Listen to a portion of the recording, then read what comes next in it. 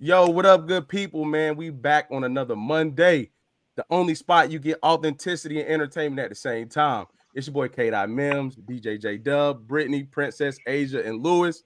Y'all don't know, but B Dot begged me to come on. Like we honestly was like, nah, but then nah. This fuck with you, This man. is how we starting. Okay. Yeah, nah, man. I got my brother from another beat out on the show tonight, man. We coming through with the I'm gonna call it the podcast hangover vibes. You know what I'm saying? But we're gonna get into something new early. So we kind of checked in before the camera came in. So we're gonna start straight with current news, man. So Meg the Stallion dropped a new video, Cobra. She been off the scene, she back on the scene. Even though she been very active on social media, this is her first like music that's come out in a real while since the trial, since the case. I want to start by saying like the focus, we're gonna get on the visual aspect and we're gonna get on the lyrical part. So I kind of want to open up the floor to what was people's first thoughts of either or, and then we'll stay in that realm. So if you want to start with the visual, what was your thoughts of the visual and how she came in with what she was talking about?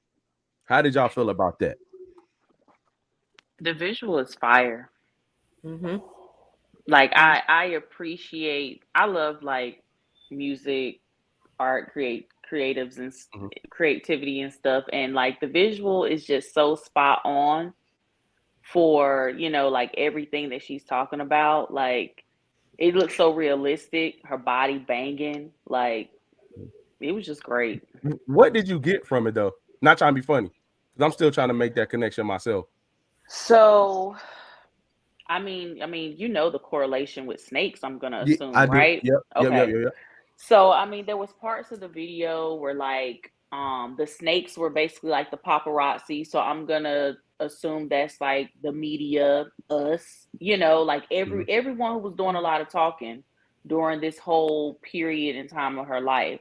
So I feel like a lot of that was her talking about that. You had the whole shedding of the skin, basically, like she's starting fresh, starting new. So that's some of the things I picked up. Yeah. I'm like, so visually, I ain't gonna lie. I had to watch it the second time to appreciate the visual. I'm not gonna lie, because I was very zoned in on what she was saying.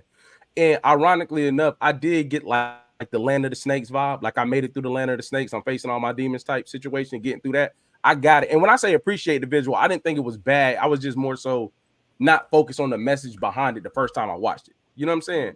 But this is kind of. Does anybody, before I go to the lyrical part, does anybody got anything else on the visual? Or we all in agree with Princess or anybody else on the visual? Yeah, I I'll say was I something was a quick. little sorry. I was a little I don't do snakes, so I was a little disturbed and the the the visual of it messed me up in the beginning, so I wasn't really paying attention to what she was saying.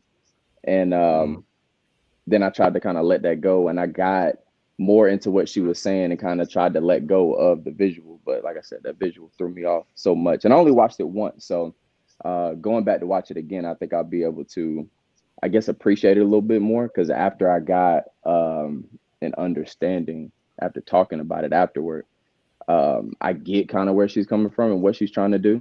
So I have to watch it again to kind of understand it a little bit better. But that visual threw me off. okay. Asia, I know Yeah, you. I was gonna agree with Vita actually. So when I first like the first couple of seconds, I was like, oh, this is demonic. Yeah. Because like it Sheesh. was it was it was very like, and I don't do snakes either.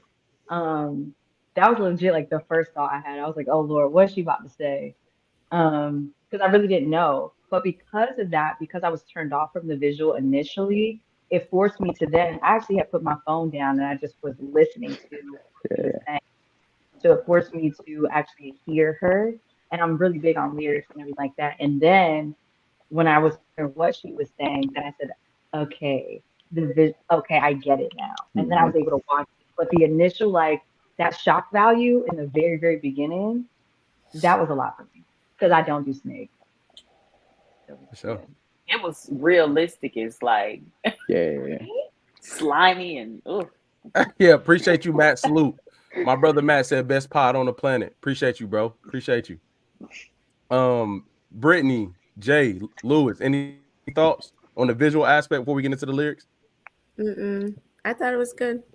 I thought she did a good job in terms of delivering the message. So I listened to the lyrics and the visuals at the same time. So I wasn't like that shock value for me was like, okay, what is this about? Loki, I'm like, Anaconda, you did this already, you know? So I was kind of more in tune to what she was gonna say and how it correlated with something that she kind of already did, but it was very much different. So I enjoyed it. Mm-hmm. Yeah. Louis? Are we confusing Anaconda with Nikki? Oh, we sure are. I was sure like, I did. was gonna let it ride. Hey, I was gonna let it ride. I ain't gonna lie, I was gonna let it ride. Really. I Wait a minute, wasn't. hold on. Shout out to Princess for correcting me because all y'all sat here I and was said, not. I ain't gonna lie, I No, was on the same not. page. I was lost too. I was like, dang, she Yeah, did, didn't she? Brittany, I ain't gonna lie, I wasn't lost, but I was gonna let it ride. So I'm sorry, I apologize. y'all call me out. Yep, I sure did. No, that's important, especially in the times of female rap. Let's say who did Let's what. make sure we know. That just lets you know Yeah. how female rap is going. They all sound the damn same, doing the same visuals. Get to the lyrics part. I'm ready to talk then. Before we get the lyrics, visual Jay and Lewis. Anything on the visual? I think on the visual it was I think it was good, and I only watched it one time, but I think it went along with the space that she's in right now. It was kind of like dark and like a weary like visual, so to speak. But I think that's the space that either she's in now or she was in when she made the song. So I think it fit well. Yeah. You guys know I was just kind of looking at the video without the sound, so I haven't heard the lyrics. But yeah, I mean, I think it's capturing, and I think it's probably one of her most artistic videos. You know what I mean, from a visual perspective. So it was good to see her kind of step out of that box and maybe explore herself, her artistry a little bit more in that capacity. So, yep, that's my thought. Hey, but so transitioning the lyrics, I'm gonna say this, man. I feel terrible, yo. I feel like we low key was like, not we as in like us up here, or we as in men specifically, or anybody. I feel like after hearing this stuff, I feel like the culture was so dismissive of what she was going through on her end. Like, I think we talked about this before. Like, I think we acknowledged that it was a lot for her, that she was going through a lot. But I think it's almost like that scenario where, like, I don't know how I'm trying to say it, but like, your lady cheating on you, but it ain't the same till she say it to you type vibe. You know what I mean? But to hear her say the words of everything she was going through and knowing, like, she fell off the side of the world in a sense. And like, I don't know who she had in her corner, but it felt like she was dealing with all that on her own, even if she really wasn't, to me. You know what I mean? So I think that, first of all, the vulnerability was real because she ain't do nothing. In my opinion, she also opened herself up to more critiques, if you think about it, which, that's going to come. But like, to be that vulnerable after being that quiet and telling your side, you could potentially set the cycle, like reset the cycle again. So it take a certain level of strength just to put yourself back out there like that. You know what I'm saying? And the last thing I would say is I appreciated the shift in like artistry as far as lyrics go. You know what I'm saying? Like, we know Meg for like, she could always rap, don't get me wrong, but I think like the way she articulated her feelings and her story through that with something that, because to me the title don't really match the song, but the way she got through it was amazing. So I just want to kind of get y'all thoughts on like the lyrics, the ones you did here, and your thoughts on the handling of the situation and kind of how it ties into, Black women kind of not sounding heard, you know what I mean, and going through things by themselves and having to be strong. But real quick, you said that you felt like the title didn't match the song. Without the visual of knowing, like, without looking at it, if I just would have saw Cobra, I wouldn't have thought it was what it was about. But like, when I watched the video along with it, then I understood it. But if I just see the title without the other stuff, I wouldn't know. Yeah, that's what I was saying. That's real. How do y'all feel about that aspect of it?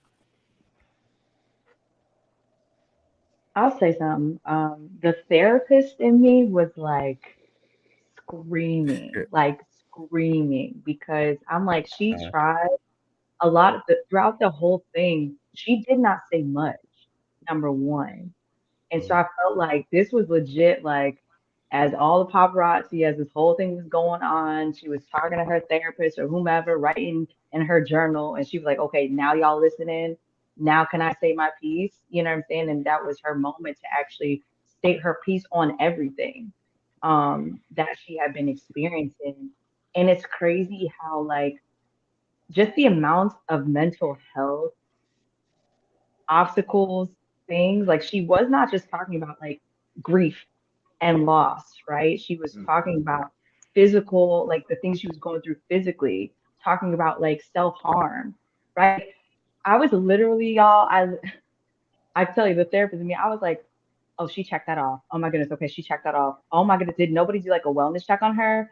Okay, but Yeah. who was she talking to? And then for her to be bullied by the culture that she is literally like a pillar in, it was upsetting, honestly. Like it was just upsetting. And just reading the comments of people though that like her fans and people that had been like supporting her and rocking with her, like that for me, that was really cool to just see people like, okay, like yes, like vulnerability. This is what vulnerability is. So for her to be able to Right. use her platform to then be vulnerable, I thought was just so beautiful. So beautiful. So, Johnny, what up, man? Appreciate everybody that's tapping in right now. Appreciate y'all. Anybody else on the lyrics for Meg the Stallion, Cobra? Yeah, I agree. I think, I did my whole spiel on like the whatever the episode we did about protecting black women or whatever. For sure. I had that example about this whole situation and just seeing it kind of come to light. I just love that she did this. I'm seeing a lot of criticism right now because everybody wanted something that they could like shake their ass to. Yeah. But that's just not where she is right now. And I think, again, as a culture, we need to respect that. And we're gonna get that Meg again. I don't doubt it. But Yeah. I was actually just talking to one of my best friends about this, and I don't know if y'all really listen to Kelly Rowland, but the song "Dirty Laundry," when For Kelly sure. Rowland came out about her, being abused and all that type of stuff. This is that type of song. It's a healing song for the artist, Mhm. and it's not a song, that you just gonna put on when you're trying to get hype. But this is artistry, and this is something that's gonna help her through her healing process. But you don't have to turn it on in the car all the time to say that Mhm. it's a good song or a meaningful Hmm. song. And I think that's what sometimes people don't understand about music. Every song is not gonna be a song that you're gonna want to listen to every day. For sure. Hmm. For sure. Mm-hmm. Do And I think you think oh, I'm sorry, go ahead, Brittany. too, a lot of society was, when it first dropped, they were looking for any type of sentence, phrase, whatever, centered around the whole Tory Hmm. situation. And although she For sure. highlighted it, of course, right? I love the fact that she illustrated everything. So it was like loss of parents. It was even she had a verse in there talking about basically she walked in homeboy sucking Was whatever cheating in the in bed. this bed that she was sleeping in. So it talks about her relationship and how that was put off. Like if people really listen to the lyrics and understand what she was saying, it didn't only highlight being bashed, right, in society about being shot, but also everything else that was going on around her. And it was like, yo, I really hit rock bottom. I need y'all to hear me that it just wasn't this. I wasn't trying to leverage in any way. I was really going through something. So now I'm putting it out on the record. So I can appreciate the fact that she illustrated that like that. Yeah, for sure. Um, I definitely want to go back I and just want listen to to it piggyback off now. what you said, Brittany.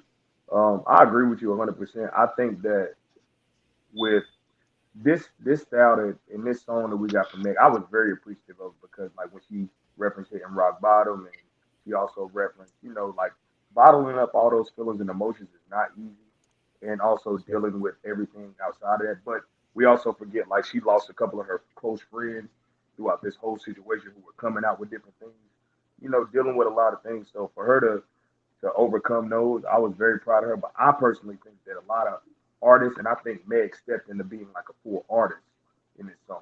For me, it was like we Sure. know she can rap, we know she can shake ass, we know all of that. But for me, I appreciated her being an artist in this. And you know the crazy part about that, Jay, not to say that all her songs had this level of meaning. Like when Meg Mhm. first, before she was big, Meg wasn't really about all the ass shaking type music. Meg used to just straight spit. You know what I'm saying? And then she transitioned into that. So I think this. I think we're gonna see. I don't know if that song started it or she started it, but I think we're gonna start to see another transition with female rap. Not 30 days from now, but in the next year or two, I think we're gonna start transitioning back kind of to music sounding a little different. I ain't gonna say all the way because we always need some twerking music, bro. We always need that. So salute to Meg and her comeback, dope song. We gonna transition to Keith Lee, man. Y'all been following. I can't get my statement in. Oh, my bad, brother. My fault. I apologize. All right, I gotta disrupt all this empowerment. And I'm gonna give you guys some perspective real quick. So I remember when this came out about her incident, and the song that I remember hearing immediately after that was Plan B. Right? It wasn't about no empowerment. It was about really kind of calling or kind of speaking negatively about whatever situation she was in.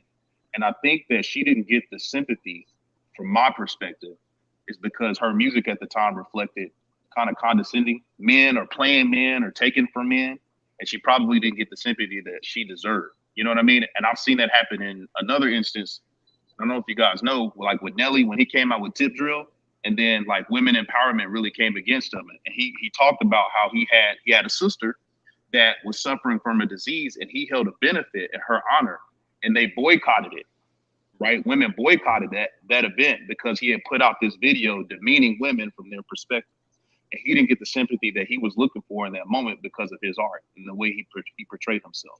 And I think sometimes society looks at the art that you put out and we sometimes forget the human element of it, and you don't get the benefit of the doubt in those moments. And I think this is what happened initially with Megan, and she didn't get the benefit of the doubt because of how she portrayed herself. And I thought it was like, I kind of noticed that too, like when she was in the trial and she spoke on certain things about like how she was being portrayed as a promiscuous lady, but then her lyric kind of portrayed otherwise. I think people were trying to look for ways to demean her in that sense and didn't give her the sympathy that she was owed at that time.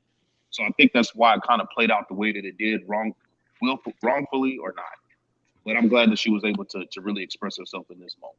But I don't think that I didn't see that vulnerability initially. Not saying that everyone should get to that space that quickly, but this isn't the Meg we saw immediately after the incident. Agree. And I guess my thing is, I think this is, you know how like I hate to keep tying everything back to relationships, but you know how it's like you break up with someone and your first thing to do is to act like you okay. Yep. I think that's what happened to her when it first happened. It was like, I'm Meg, let me jump back in my bag of this. And no, we didn't give her the sympathy, but like I think she also didn't process what happened. Because at the beginning, there was a lot of things where she still didn't even want to put him all the way out there. You know what I'm saying? So what you're saying is absolutely true. But I think the hardest part about being a public figure right now is like you don't get the grace of processing stuff at your own speed. You get the grace of processing it when we get it. You know what I mean? Like, and she has to make decisions. And your point is completely valid. That's not what I'm saying. But I will say this. I think this song represents a fully processed and well on her healing journey, Meg. Because she also, after that song, took an extended break away from music in her own right. You know what I'm saying? So absolutely. I think that was that. I'm gonna try to be okay real quick. We won't feel in that. Like, hold on, chill. And there was a lot of stuff in the air at the moment. You know what I mean? It may have been an ill-advised marketing move, but I think that was just trying to be okay, in my opinion. Anybody else on Meg? No, because I would respectfully disagree, but we can. That's what we here for. Go ahead, Chris. I just gave my perspective. Yeah. I'll just give my perspective. That's what I saw. I said I will respectfully disagree. I mean, I just feel like with the Plan B song, that song came after she started receiving a lot of backlash, and Tory was also, like talking, like he was making diss records and stuff like that. So I felt like it was more of her defending herself because the culture didn't believe her from the start. So it's not like she just it just happened and then she came out with Plan B. There were certain things that led up to that. So that's why I disagree with the statement. Okay. That's the respect. All right, so Keith Lee, man. Keith Lee, man. I'm gonna get, if you have been following, if you haven't been, I'm gonna get some insight. So Keith Lee is a big TikTok like food influencer, I'm gonna say. influencer. I use loosely, but he goes around tasting people's food. He has a really big impact on restaurants that he reviewed, positively or negatively, right? So Keith Lee had went to Atlanta to a black-owned restaurant, and a lot of things just were not good. Were not good in his review. It was a very genuine review. He wasn't bad-mouthing anybody. It was kind of like he had the blindfolds on and just speaking about the experience straight from how he had it.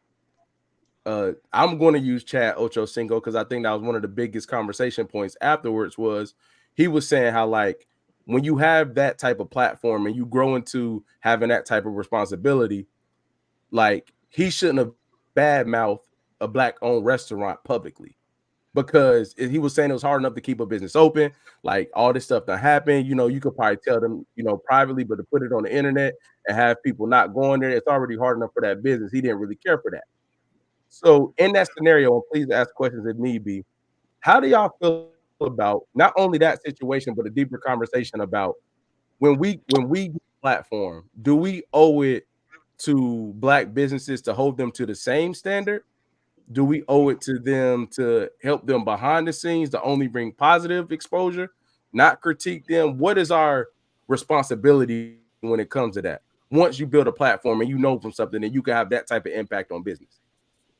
Well, I start off on this one real quick.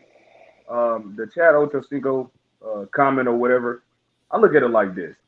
You can't sit here and say in the same breath like he feels that he should have done that privately, because nobody. Okay, what about when he's brought out positivity for restaurants and he sat there and they went viral and business was booming and all of those things. And if you really look at it, listen to it, he never bashes anybody. He's very genuine. He gives an honest review, and on top of that, he never physically goes in. He sends other people in there to get their experience. I don't know if y'all knew that or not. So it's not like he's using stardom or using this platform in that type of way. I think that people are just not open to the fact that a lot of black businesses, I hate to say this, it's just the customer service, the different things. Some of those things aren't up to par. And I've been to Atlanta a couple times, and he's not lying. I mean, if you go in there, like, they kind of do things their way. I went in there one time. They was like, it said they open at 11. So we get there at 11. Oh, we're doing reservation only. Okay, no problem. So we get on the app, do that. Then they say, well, we're doing valet parking. Okay, cool. Well, we're going to do valet parking like 2. It's like they're making up rules as they go. So it's like, we can't do this for so much, because, like, and then now when somebody's exposing it, it's like, oh, well, you should do that in private. I don't agree with that. My personal opinion. For sure. Appreciate you, man. Appreciate everybody tapping in on YouTube, man. Throw something in there. Let us know who you are. Appreciate everybody coming through. So what's y'all thoughts on that? On what Jay said and what actually happened in the actual event of this? Because I got an opinion that I'm waiting. Go ahead, B Dot, and then I'm gonna talk after you, because I can see you formulate your words. Go ahead. I feel like the truth is the truth, and he puts out the positive, he puts out the good restaurants that he does, and what he does wouldn't be as genuine if he lied about some bad stuff that he got. Because he said this in the video that you sent me, or that was out there. I forgot what he said, but but no. Oh, this guy with a blank ass quote. He got diarrhea.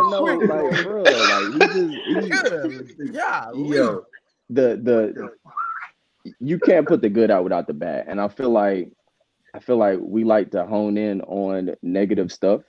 Social media likes to hone in on negative stuff and broadcast it.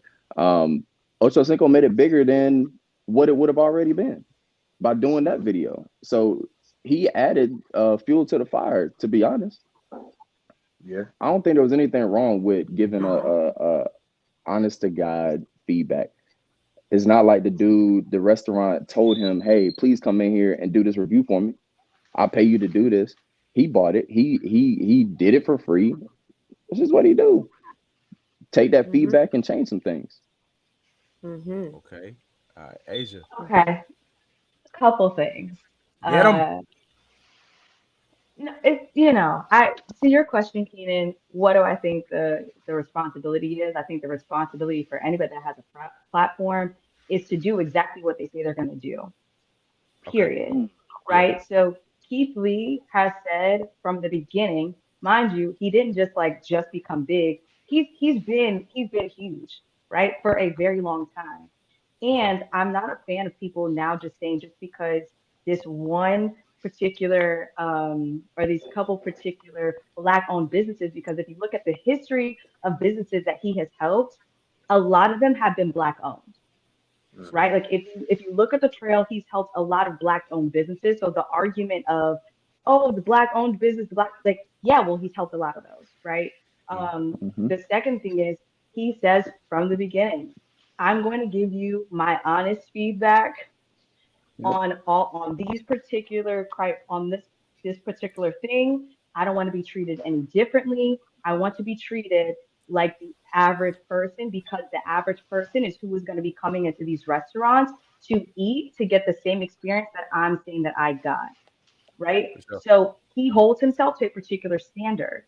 If people can meet that, then they meet it, right? And if they don't, then they don't. But he's not going in there with malicious intent or anything like that. He talks about the things that us as everyday consumers that we value. We value customer service. We value, does the food taste good? We value, right, is it going to be a good experience for me and my family?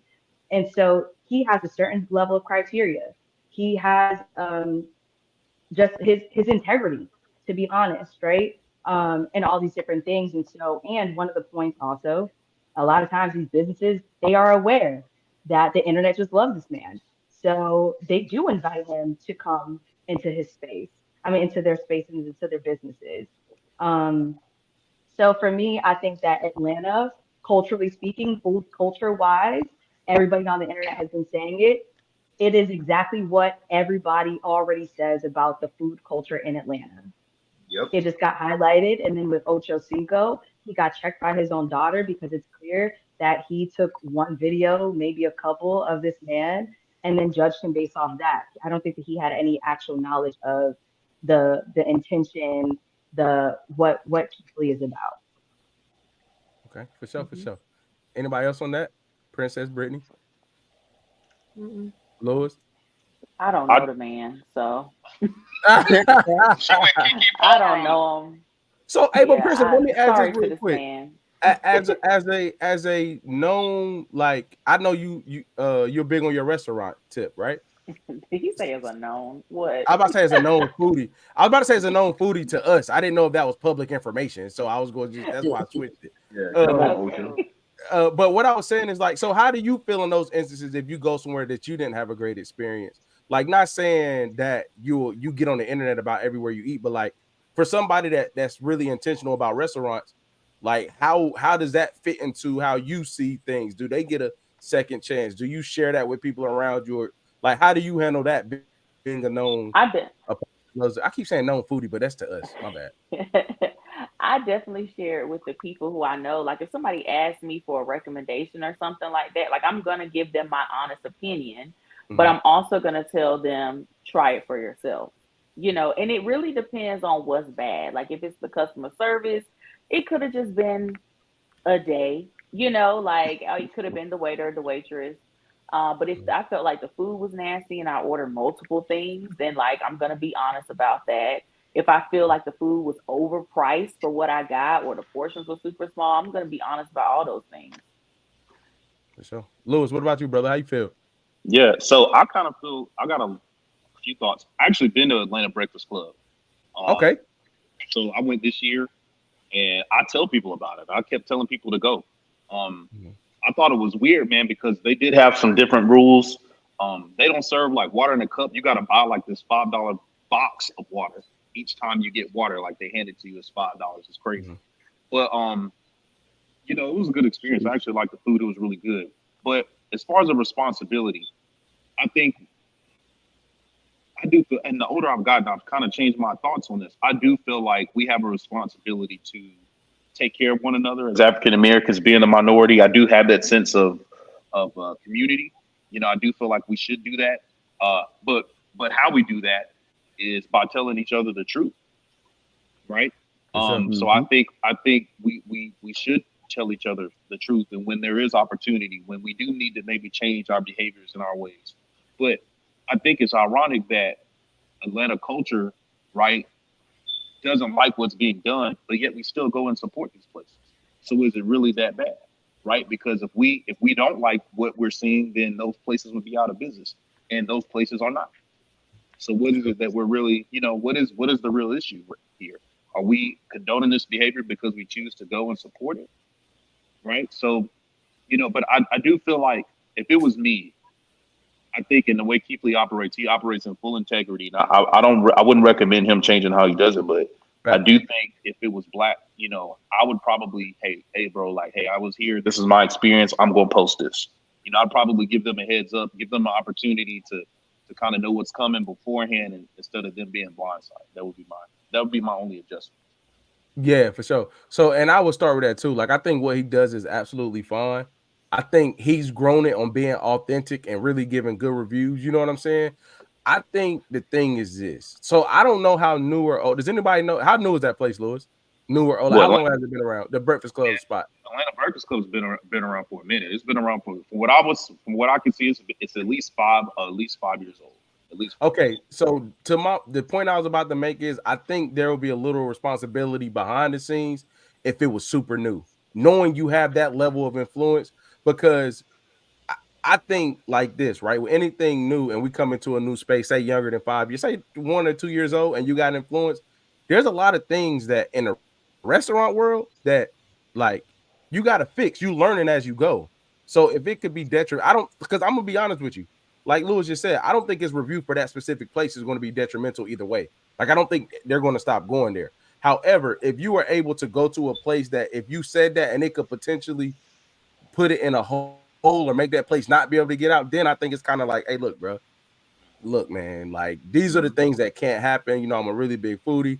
Can we get these straight? Like, and I'm gonna come back and do a review at a different time because I don't want to do like that. That's what you would do, though. You're saying for the question you asked for, like another black business owner, you would go that extra step. So my extra criteria will be like new. Like, that's why I asked how old it is. If you're like a staple in a community, or like you been booming and you're black owned, that ain't gonna really throw it one way or the other. You know what I'm saying? But if you're new and you're trying to get that traction and let's be real, bro, like the difference between food then and food now, and I'm using this in a positive way, like he probably, like a lot of people just go probably straight off his word. So when you have that type of influence and that type of following, and a business is not a certain size yet, bro, and especially in an industry where it's already hard to stay open, like I think I would owe it to them if they were newer. You know what I'm saying? Like I would kind of like, look, man, this is terrible.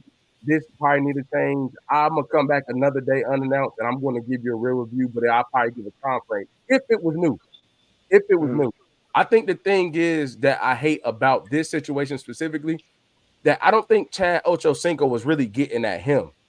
As much as it sounded like he was, I think he was really getting at the fact that, like, and this, let me say this, and let me not be, let me stay in my financial lane.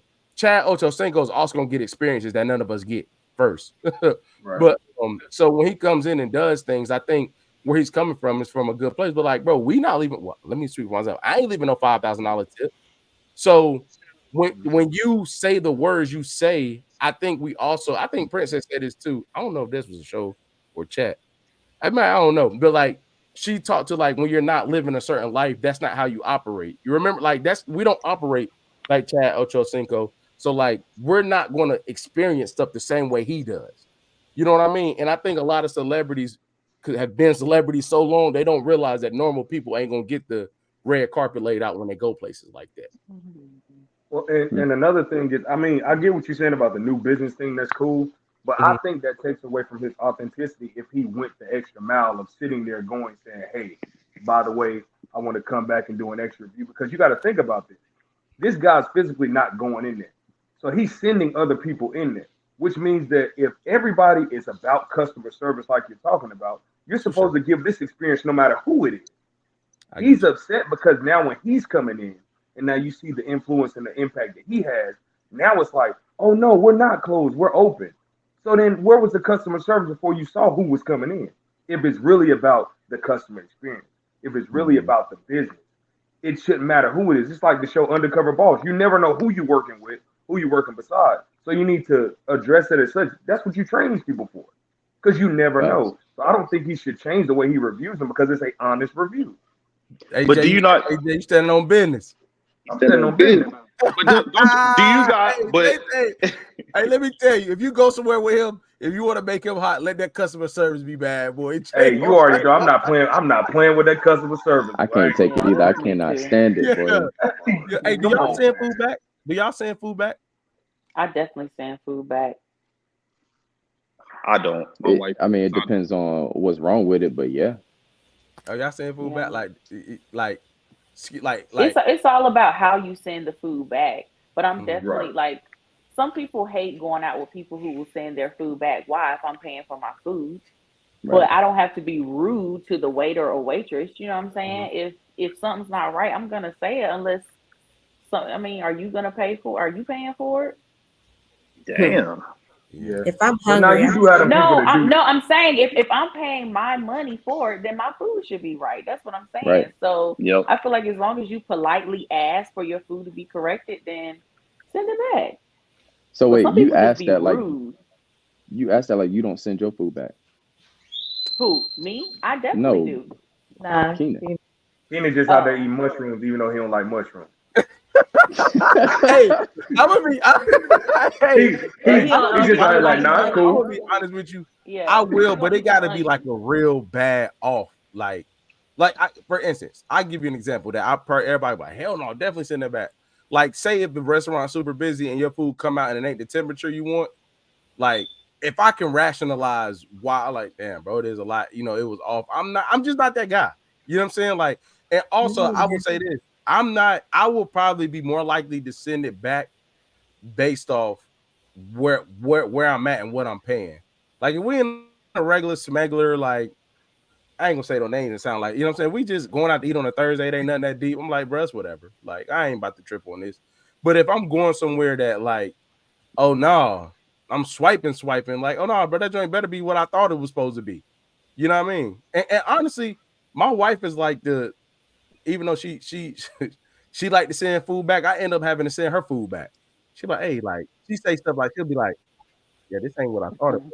So, you know what I'm saying? Like this ain't really what like what we anticipated. You tell her to chill because you eating cold pasta.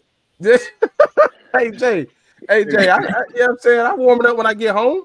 Hey, come on. Hell no. Hell no. Hey, come on. Come on, man. I know you're not. I'm the path of least resistance because I'm like, you mess it up once, what's the chances of you getting it right the next time? You know what I mean? And it's like 50-50.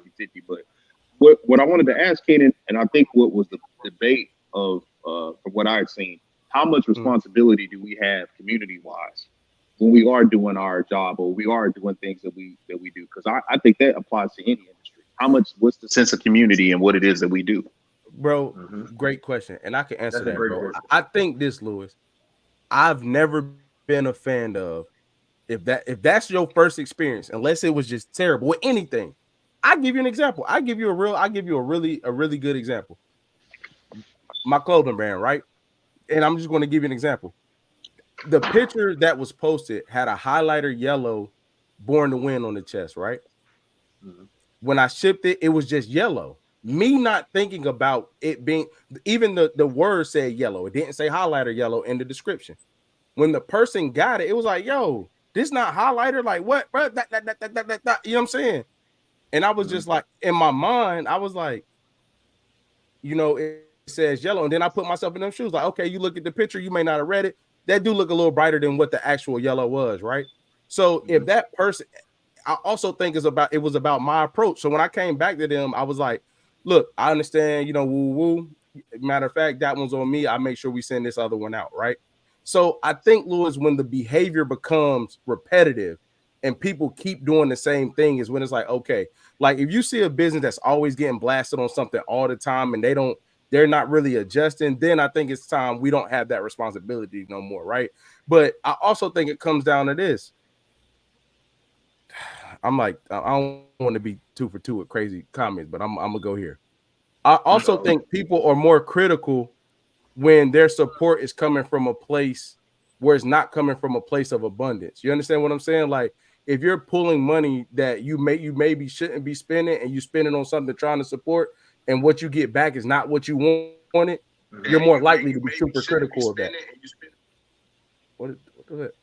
Oh, do you understand? Do you understand what I'm saying? That makes perfect sense. I'm gonna be more critical with money I don't have because it's more of an emotional attachment as opposed to. Yeah, I think that happens a lot. Like, I think people want to support good, but like when you support with bread, that, you know what I'm saying? I'm baloney for the rest of the week, then it's gonna be bad. Let me ask you something. So isn't his job, Keith Lee's job? Hey, Jay standing on business, boy. Like, isn't his job to be like to give reviews, right? He's a food critic. He's literally a food critic. He's a food critic, right? So I understand that what y'all saying about the community. I do get that to a certain extent, right? Okay, so if a health inspector comes in your business, right, and the shit is nasty, you expect them to sit there and be like, "Oh, this is black owned. Let me holler at you real quick." No, or they gonna sit here and say, I gotta stop you. I gotta stop you there, Jay, because the health inspector's loyalty is to the people, because he works for the state, right? So he has to ensure that the food and the safe is safe. You know what I mean? Okay, so Louis, so what is Keith Lee doing? As a consumer, but for us as a consumer, right? We are consumers trying to support another one. We don't have any skin in the game, whether they profit from it or not. You get what I'm saying? He's a consumer, but his job essentially is to review the food. Just like the health inspector job is to sit there and protect the people. He's protecting you and giving you an honest opinion of what he had. His review is for the people. I respect that. I get that. You get what I'm saying? I get what you're saying. Help. Yeah. One is subjective. What Lewis is saying is the health inspector's responsibility is not to the business owner. It's to Correct. the people that actually have to eat there. So it's not the same type of support level. So you're saying that his review is based upon the business, not the people. No, all I'm saying is this. I don't think he was wrong. All I'm simply getting at is I think when you surpass a certain level, not every food critic, like say this, and I'm gonna leave it at this. Say he had a show and he sold it to a network. You best believe if that joint was going to be a high impact on something, there's going to be a conversation had before that episode get released. But because he has the freedom to do what he wants, that responsibility and accountability level is solely up to him. Again, Jay, I think you should review stuff honestly, but you also got to be prepared for when these type of things happen, because that's a part of being honest. But we're gonna charge that topic up to Jay. He's standing on business, man. We about to get another segment rolling called Jay's Food Tour, and he gonna go review every black-owned spot from the damn show will. I'm starting with Jacksonville, Florida. Damn show will. Hey, so before we transition to the podcast questions, y'all, I just got one last question. This for the ladies. So, Princess shared a video in our chat that was really good about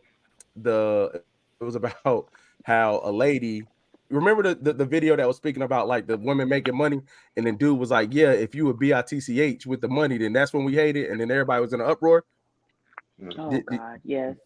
This is my question for y'all. It ain't even about money, none of that. Just in your personal friendships, whatever situations, marriages, whatever all the case may be, can a guy come back from calling you a bitch in any circumstance? Nope. I'm not being funny. I got an honest question. I'm asking honestly. Nope. At this point, no. When you say at this point, have I been called one before? Yes, but at this point in my life, no. Asia Brittany? No. What if you are? You better use a different word. That's why they're synonyms. That's just disrespectful. Hey, look. I'm just asking a question. It's disrespectful. It's just like saying, it's like the word ugly.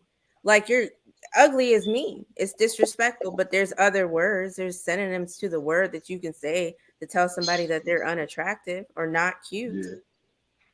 Yeah. Nice personality. Bitch. Nice personality. So I got a question. So are you saying that you can be to what Lewis said, if you're acting in a certain nature, We just can't call it that. Call it something else.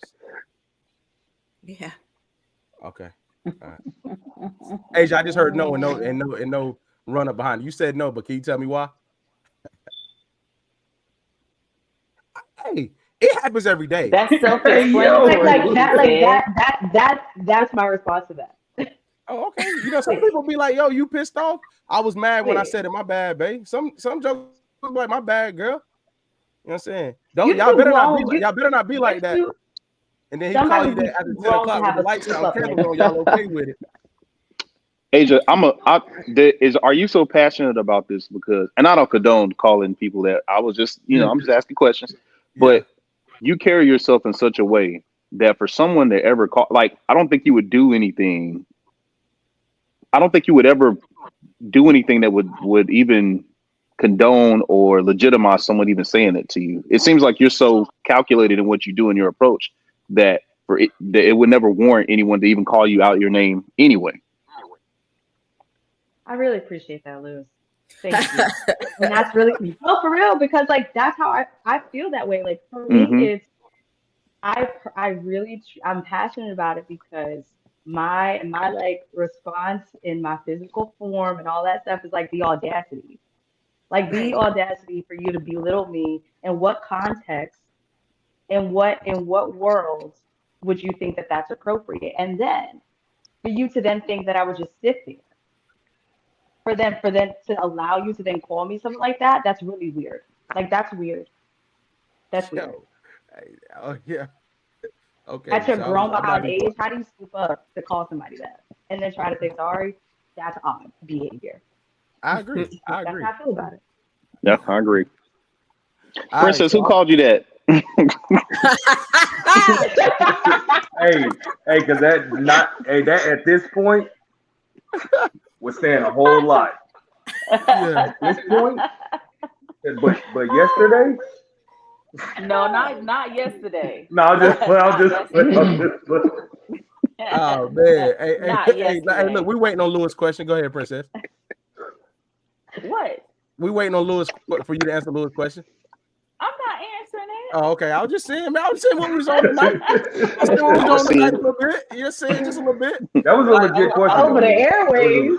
You know what I'm saying? So, hey, look, for everybody who does not know, man, B-Dot was the host of the podcast party, asking the questions for our listener submissions. We now going to finish off that list, so I'm going to hand it over to him, and we're going to get to the podcast hangover portion of tonight's show.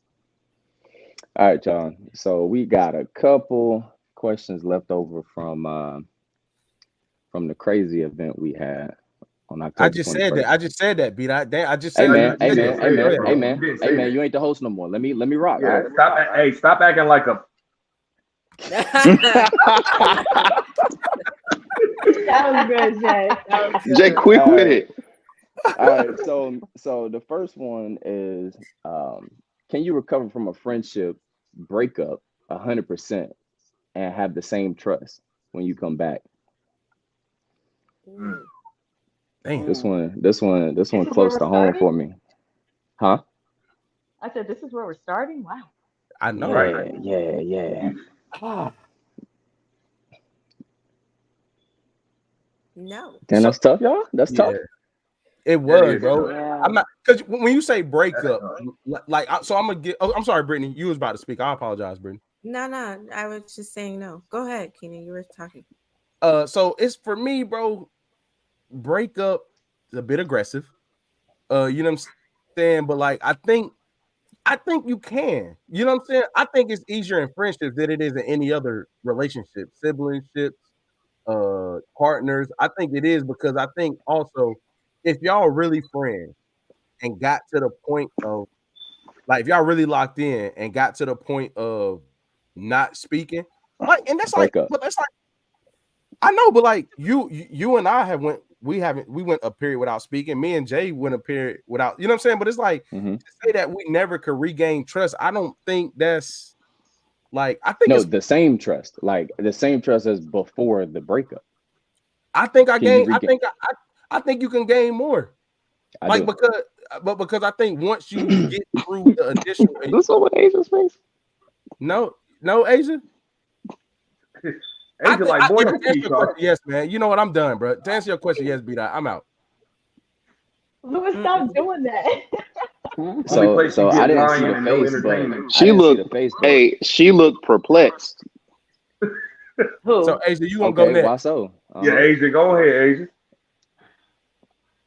I just don't, because I looked that way because I was in my head. I was saying, in what scenario would you gain more trust? Not even the same, but like more. Like that's why I was like, and what? Okay, tell me more. That's what I was I can thinking. tell you how. I can tell you Yeah. how. Ownership. Yes, Mm. yes, it's a two-way Ownership. street. Yep. Tell me Yeah, I can more. see that. I'm not If disagreeing, but if just both, like, sorry, go ahead. No, she's no, no, waiting no. on I'm an saying, explanation. yeah, I was saying I'm not disagreeing. I just wanted to hear a little bit more about what you mean with ownership. You want to be that? Go ahead. So I think whenever there's conflict, right, between two people that really care about it, friendships a choice. You choose to be friends with people, right? Um, Yeah. when you choose to come back to a scenario in which you've already built a bond, whatever has set you two apart obviously isn't big enough because two people truly want to come back together and have that relationship by choice. And whatever it is that took place, because you guys never encountered that before, and whomever on both sides can truly own whatever took place, that's showing and subjecting them to a different side of them, right? Through that ownership, gives them an opportunity to build and grow that relationship even more, which allows them to have more trust. Because now I can trust you that if we have a fallout, I've seen you go and work through that process to own it for us to get to another place and grow and grow in our dynamics. Beautifully said. Okay. Mhm. I agree. It takes, Yeah, that was and it good. also takes a level of maturity, Lewis, to do that. I think it comes Mhm. down to like what what happened really, because they're like, if you my best friend and you was up here doing some crazy stuff with my spouse, right? Like, and I'm able to work through that with my spouse, and then you try and come back and be my friend again, and Mhm. I'm making the choice, right? Now I'm making the Yeah. choice to be your friend again. The trust will never be the same. Like, I will never be Mhm. able to leave my home, go to the grocery store, or even go downstairs to the car. Like, nah, sis, you can't stay here. You can't be in here while I'm not here because you've already broken that trust for once. So I think like it depends on how the trust was broken to be able to rebuild that same level, if not more, trust, even after accountability of those actions. So, Brittany, to that point, would it be harder to regain that with Earth 99, your spouse, or with her? Both of y'all. Both of y'all. But There's a line of trust that was broken. Yeah, okay, and okay. probably too, whoever she was friends with longer. Like if she was that was her best friend for probably Oh 15 yeah, years, and yeah, then yeah. she She did say met, best friend. Yeah, yeah, yeah, yeah, yeah. yeah, like, Yeah, and then she met that, her husband, and they were married for 5 years. I think it would hurt more with her best friend because it's like, damn, like we was locked in before he even came in the picture. Right. Yeah. Yeah. Good. I was gonna say something about that, Jay Keenan, when you said something about, I think you said like siblings or like relationships would probably hurt more or something than friendships. I think I honestly kind of disagree with that some, because to that point, and also like what Britt was saying, like some of my friends like I've had since I was a kid, and you might be in a relationship with somebody for like 2 years or something like that. And that's not to say you didn't love them or whatever, but to lose that friend from childhood versus losing them, that would hurt me more. Oh yeah, I agree. That's what I was saying. I agree with you on that. Yeah. I think it will hurt more to lose the friend. Yeah, yeah. Yeah.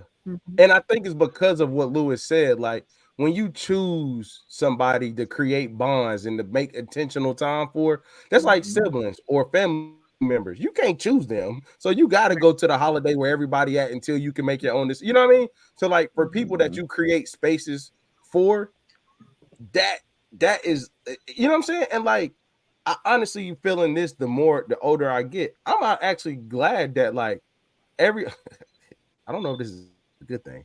Like everybody that I'm super close with, like we've had our period of like distance. Like, yeah. But I will say this, in those periods of distance, I never thought it wasn't going to come back around. I can honestly say that. I never thought that it was like, damn. You know, I have had the thought like, damn, we really not speaking.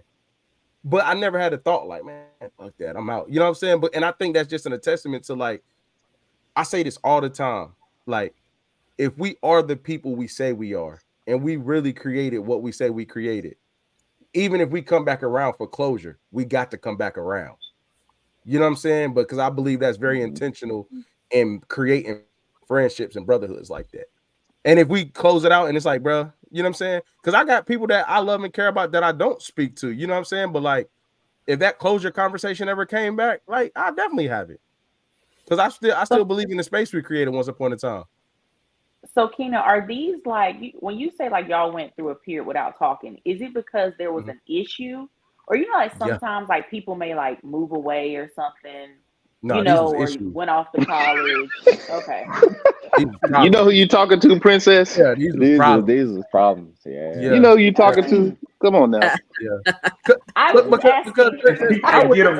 Get him, Lord. No, it was problems. It was problems. And Princess, to be honest, I would have been the friend that was the odd person out because I moved away. All of them still in the same state, so it was an issue. It probably was on site with them niggas. Princess, you feel me? Oh my God. Dang, it was on site with B-Dot. That's crazy. Oh yeah, it was with him. Hey, yo, hey, Brittany, get your man, yo. This man wild. Hey, I don't think you real friends until that's happened, man. I really think you have to have some type of conflict that's like that test that relationship. I really do feel that way. Mm-hmm. I wonder if that's different for men and women. That's exactly what I was about to say. Only because one of my greatest, like all my girlfriends that are like really, really tight, one of the things that I'm like, we've never had a fight. Like we've always been like a small little, like my best friend I've been best friends with since I think like the 7th grade. So that's pushing 20 some odd years or whatever. It's like we had one argument out of a 20-year friendship. And like as women, I think that's a really big accomplishment, especially when like, you know, the thing is like women are catty, women are this, women are that. How a lot of women don't get along with other women. So for me, I'm like, no, I love saying that me and my girlfriends, my closest friends, we've had maybe one argument out of our long-standing friendship, and like we're good. And that's why it's harder for us too to circle back. So like I have friends now that no longer friends. I have people in my life that were in my life before COVID hit that are no longer here, that I grew up with over silly things. And it's because we're not circling back. Like you did something off and again, even with ownership, even with trying to talk it out, even with there's a level of trust that you broke that I'm just like, I won't be able to, or you may not be able to look at me in the same. It's not worth back up again. Yeah, for sure. I go on for years about that. I'm gonna stop right. And I will say this too, Asia, about men and women. I think women also have embedded distance in most of their close friendships. Like most women don't. I'm not gonna say they don't talk every day because they do, but I don't think they spend a lot of physical, like in each other's space time all the time. You know what I mean? Like a lot of those, from what I see, like not saying that you all couldn't, but a lot of it has that because that stuff happens. Like women around each other on day 3 is usually like, all right now, like it was fun, but going back to your space. You know what I'm saying? Like guys, like we can hang out a little longer. We eventually get like that, but it's more like often, I would say. Hey, Doc, you can go to the next question because he said all women again. So Hey, look, Jay, I'm steady tonight, bro. Most women, bro, I'm steady tonight. Hey, he being real careful. Hey, you were so smooth with that, bro. You were so smooth with that. Hey, I'm running that back. Hey, Jay, call me Drewski tonight. I'm standing on business. That's me. All right, so we will move on though. So the next question is, should your single friends be allowed to date your ex if you're now married? What? No. Which one? No.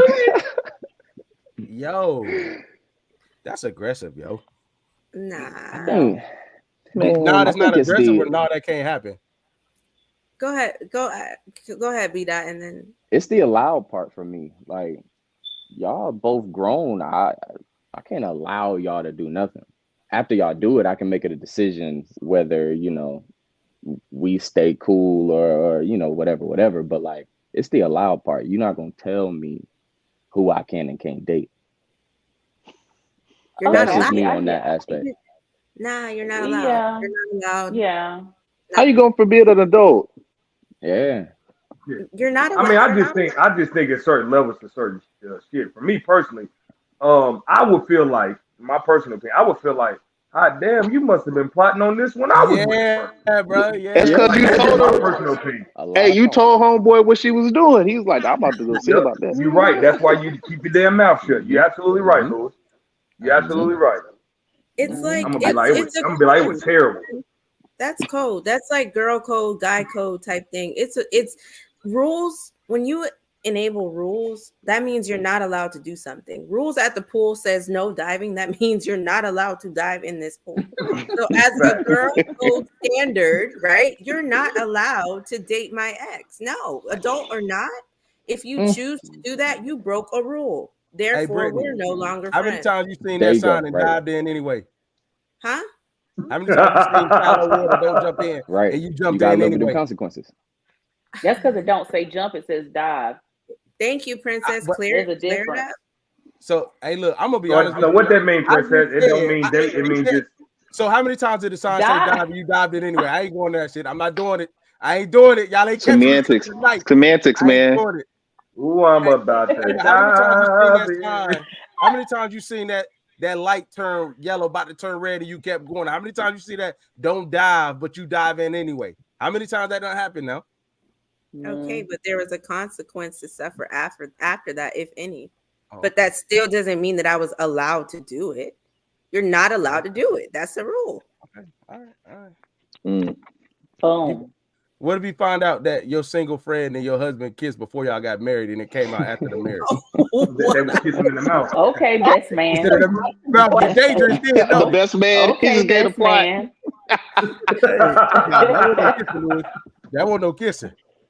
Yeah. No, it wasn't. Yeah, nah. But what if it's like so years removed, right? Like y'all date, that's your high school sweetheart, or that's your college sweetheart, and then 20 years later, everybody reconnect. I mean, that stuff happens a lot.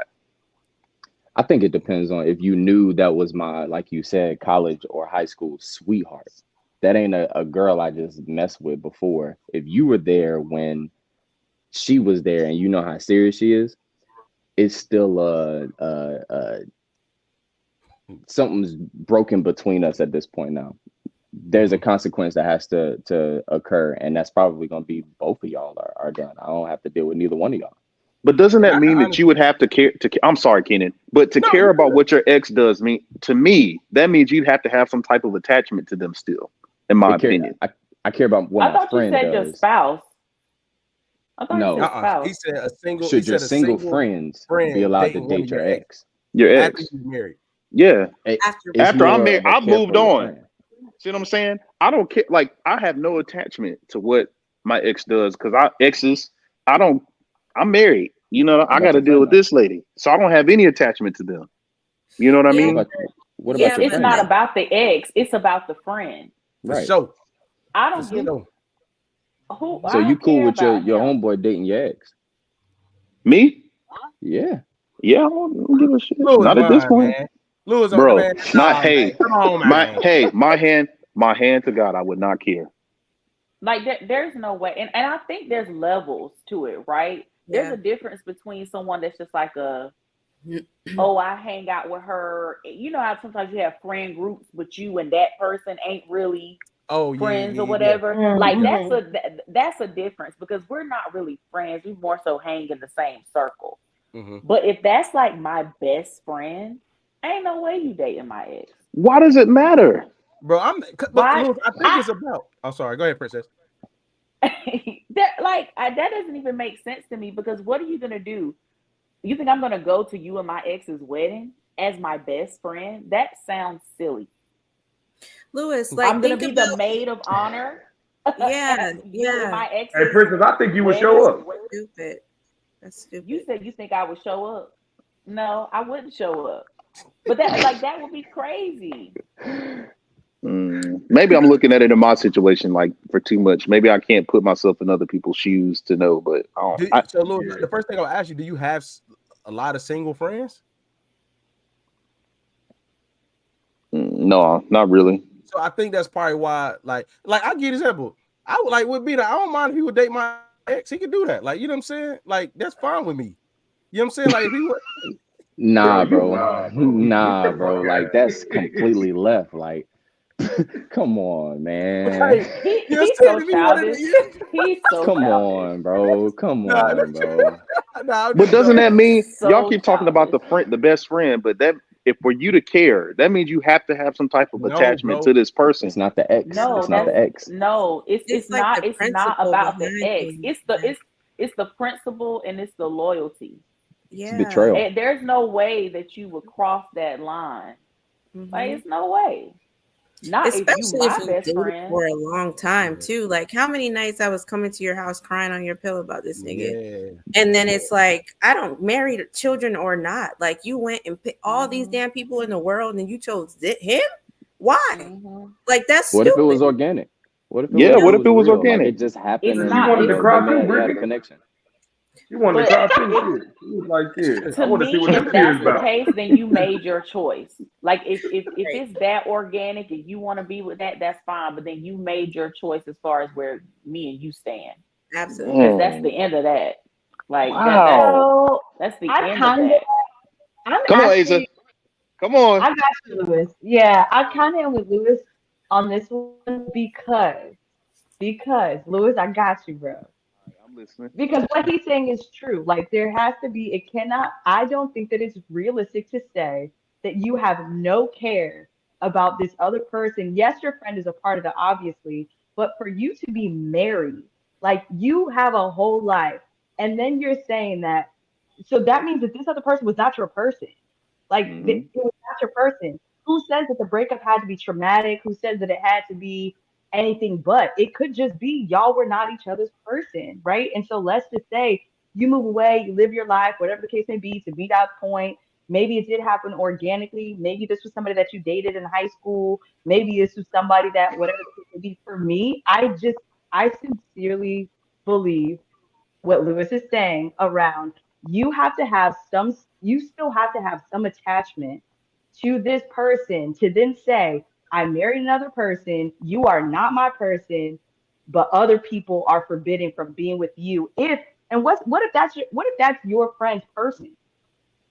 No, then she can't I have love that it. person. Well said. Other people are forbidden. I'm gonna put it in context. So you're like, I'm asking Asia, not Lewis. I'm asking Asia. So what he's saying is your friend dates your ex. You don't have no attachment, like you say. They coming to your house for dinner. That's happening. Right. That's what I'm saying. Like, no. See, this is like, and I guess because it's not about no. I do agree with Lewis. Let me be very clear. I do think that there has to be certain attachments. And the reason why I'm saying that is because even as you're asking me that question, in my head, I'm like, oh, if it was this person, I wouldn't care. If they got with this person, I wouldn't care. Oh, but if they got with this person, that's a no-go. And it's because I know that there's something about that particular ex, whether it is the fact that they hurt me so deeply, whether it is that I thought that this was the person I was going to marry and then he did me wrong. There is still an attachment I have to a particular ex that I would then deem off limits. But if it is somebody else that I really is like okay, like whatever, sure, my friend could date him. Yeah, they could come over because it was never going to work anyway. But if I still have some type of something there, because if for me, I feel like even by you ask this question, everybody can think of that one ex that is off limits, but then can think of another ex, that's like oh, okay, like if they did that, whatever. Like I think that's true. I think some people have. But I'm gonna say this within your point, you disagree with Lewis by saying there were certain ones that's off limits. Yes. Lewis said all of his exes are off. Yeah, that's for me because I'm not attached to any of them. No, but Lewis, what I'm saying is your point was you don't care because none of your exes. And then Asia said she'd agree with you, but then she said like she went in her mind and was like this one, yeah, this one, yeah, this one, no. That is a But counterexample but to No, because somebody. I said no. it's I not. said No, it's not. no. I said you have to be attached to that person to still care. That's She admitted the part that. that I'm agreeing with. That Yeah, is the she's part that I'm admitted. agreeing She's with admitted to Lewis. that. Yeah. And I literally okay, said that's the okay. part that I agree with. Okay, I got you. I got not the. Okay, I get what you're saying. You saying that the attachment is still there if you care. Yes. Gotcha. Correct. And My I fault. think, I mean, it doesn't, because some people date somebody for like 3 months I was gonna and say like this they're time together, and that's an ex. To me, time matters, but at the same time, I feel like my true friends that are in my corner, they're still not even gonna deal with somebody. If we were together, the people who are in my corner, they're not gonna play in that area. But I do feel like for some people, if they were together for like 6 months, 3 months, and it's like, yeah, he's my ex, but like, girl, you can have him. Some people may feel like that. I still don't feel like that. If that's my ex, then it's a no. Yo, Julius, appreciate you tapping in. Julius said they can come to dinner, man. Julius said they coming to dinner, man. Hey, Julius, I'm not gonna lie, bro. That's a bit like, and I don't think. Let me just be. I know. I get. You know, I do agree with Lewis about the attachment part. Oh, let's go. But I don't have the attachment, but I agree that you would still care. It will be. I think it would be more. It will be worse between me and my friend. I will be looking at you like, bro, like we be at dinner. You feel me? But I ain't eating. I'm like, bro, what you like, like, give me water. I'm not paying for nothing. Like, what's up, bro? Like, because, like, bro, and again, I get the, like, you know, I don't live in my hometown, you know, and also I don't have a lot of single friends, but like, I've had story time with K-Dot real quick. Like, Let's go. I've had some like formal, like, I can't go there with it. I'm gonna go, but I've experienced that. And it looked very like, oh, okay. But I would go to say this. I wouldn't consider me and those guys friends. Like, no, I'm talking about like at the time we had a period in life where we were close. And when it happened, we were no longer cool. I can say we're no longer cool, but we weren't close anymore. You know what I'm saying? But I did look like, oh, all right. You know what I'm saying? But I just felt like I dealt with a solid pack of women in the past where they deemed it like, oh, that's foul play. You know what I'm saying? Like, you know what I mean? They probably told him, like, you're not Keenan. No, I'm just messing. I just messing. So, And that's why they still together. If it was a sibling, would it matter if it was a sibling? Ooh. If y'all don't care, you know, because there's no attachment, would it matter if it was your sibling? Or even if it was like one of the relationships, it was like a 3 month or a 6 month. Could your sibling date someone who you were dating for like 3 months and it didn't work out and you really you didn't love them? No, man. So Princess, it will absolutely matter. To answer your question before we get to the one on the screen, it will absolutely matter in that case. That's like come on, Princess. That's like we blowing everything up after that. Come on, man. Like, no. I mean, I'm just asking because that's the way I feel about my closest friends. Yeah. Right. So that's like my cousin dating my ex. Like, I consider like my closest friends, they're my family. So to me, that's the same as like my first cousins, because I have a tight knit family. That's the same as like one of my first cousins dating my ex. That's a no go. Right. All of them, that's or why just the I ones asked for that you had? All of them, or just the ones that you were speaking of that had that length, that type of connection with those? Not all. I'm asking. All of them. Okay. Even the 3 month Jones? I don't have a 3 month ex. Oh, okay. All right. So that girl committed. Like, I hate Lewis. Hey,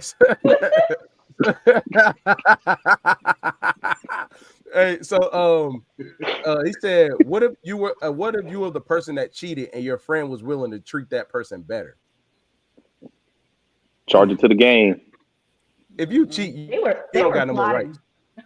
Yeah. That should be happening, yo. That should be happening, yo. Like, that should be happening. Tell us the story. Because here's the thing: that friend was probably in your ear, like, "Girl, do it. He ain't shit." Like cheat on him. Soon as you cheat, he leave you or whatever, and then she's scooting in. Yeah. No. Hey, I will. That's exactly how that happens. she was encouraging you. Because before she cheated, she consulted with somebody or told somebody, a homegirl encouraged her. Nope. Princess then wrote a script up here. Nah, but hey, somebody I'm remind trying me to of this tell question you. when we get off. I cannot say it up here. All right, Beta, I'm rolling it back to you, bro. All right. So next one, a little bit spicy. Does good sex make you ignore red flags? Are you going to stay? Say that one more time, bro. Does good sex make you ignore red flags? Are you going to stay? If that only works in It's a my opinion carnival. if the sex come before the flags. Nah. Before, after, nah. Nah, man. So you Brittany, you telling me you done seen some red flags, but you like, I got to see what that'd be like. Red flags and all. Yeah. If you want me to be honest. Yeah. And I respect that honesty. At that point, you can only fault yourself, right? Because you saw the red flags and you still jumped in head first. But I needed to see for myself, right? Yep. Like, and, You talking about the meat or the red flag? Oh, Jay. Jay. Hey, I don't know what you want tonight, bro, but your ad has been crazy all show, bro. Yo. Come on, bro. Oh my God. So we ignoring them. Like that was pretty simple. I think the sex got to come first, bro. I like no, this. Like let me say this. Nah. Okay, Princess, can I ask you? I Okay, think go ahead, Princess. Go ahead. No, I mean it's exactly what Britt just said. Even like in the beginning, if it's certain things, it's like, but when you want to try it, you're gonna try it, even though those red flags are there. And then don't let the red flags be there, and then you try it, and it's amazing, and it'd be good. It's a carnival. I'm trying to tell you. No, that girl crazy. I knew I heard this before. It's a carnival. It's a carnival, and then you're gonna keep being on every ride on the theme park. Yep. All the red flags, everything just flashing, and you just like, wee. I'm trying to tell you, and then eventually some red flag comes, and you'll get off the ride. You'll go ahead and exit the park. But until then, you just gonna enjoy.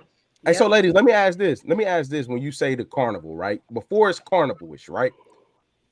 Do red flags to you all scream out, or is it like okay, I need to keep an eye on it? When you say like I need to keep an eye on that, is that deemed a red flag then, or that like we yellowish right now and I got to see if that's going to turn over to red, or is it like any of those actions you see, they're really red flags then that you elect to ignore from that point? Does that make sense? As you sat up, like what?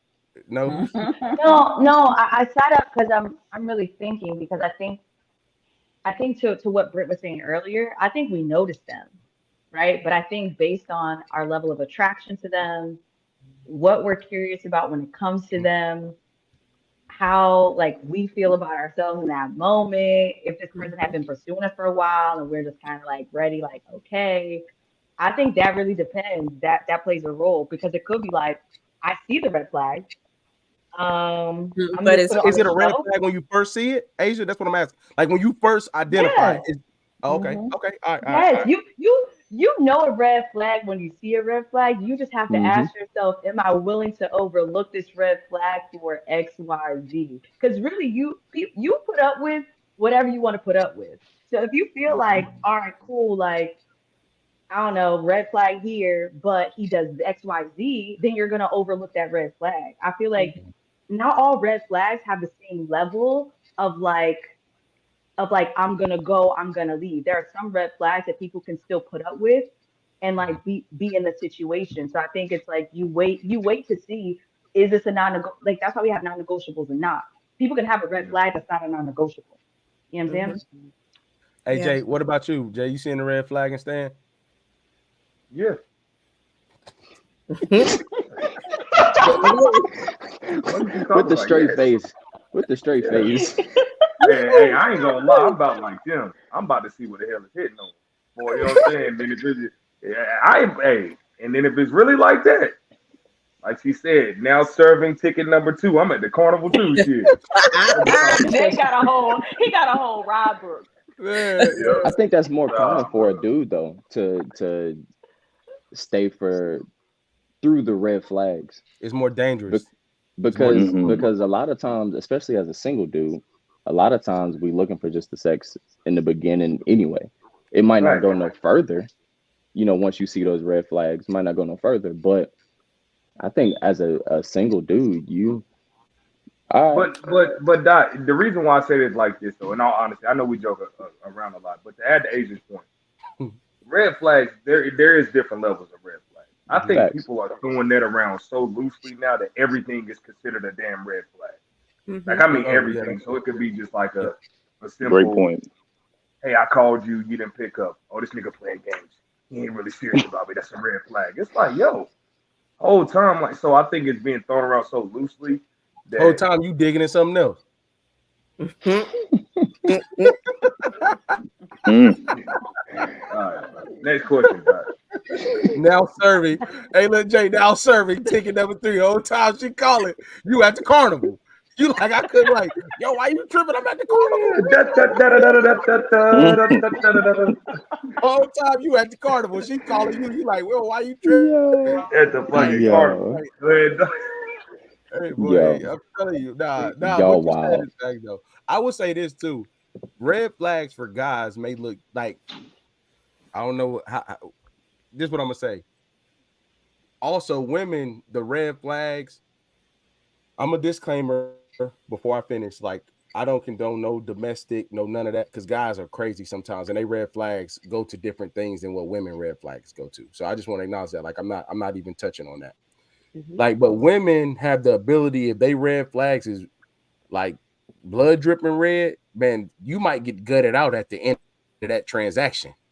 You know what I'm saying? A lot of guys typically, if they lose out on a situation like that, they ain't gonna do the whole internet show and the whole like, they not gonna do that part. But with a woman, you potentially like can deal with that if it goes south after the red flags. That's why it could get dangerous. You know what I'm saying? And I acknowledge the domestic part, because sometimes guys' red flags could be aggression, or it could be things that may turn differently that you may not be able to deal with publicly, which I'm not condoning that. I'm just saying that I just want to acknowledge that. But with women, bro, like you get in too deep. You know what I'm saying? Like, nah, you better keep going or it's gonna get ugly or make it her fault. Do you think that's for all women, Keenan, or do you think that's AJ, yes, I do. No, I'm okay. Clip that. Yeah. Overform. Hey, look, Princess, I'm on a roll with these clips. Hey, look, we might all keep it going, boy. This is gonna be hell week when these clips come out. But Jay, I just think that always, I don't know who said this. I don't know if it was here or somewhere else. I just think the way women are allowed to tap into their emotions quicker than men because it's more accepted makes those situations more dangerous for guys. Because we're not going to go to that end as quick. That we're not going to go to that end as quick, bro. And a woman will quick screenshot and tore all that up. Damn sure will. Yeah. And nobody disagrees, so yeah. All right, so this next one, I'm gonna switch the wording up a little bit.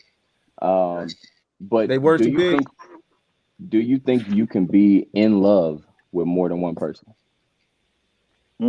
At the same time, or you saying at the same time? What? Do you think you could be in love with more than one person? My bad. Yeah, bro. I was like, huh?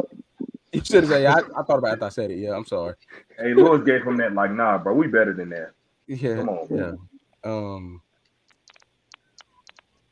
yeah. I think it's possible. Okay, talk your stuff, Pimp Asian. I think it's possible because I believe that love is a choice, right? I think that you can love people based on different things.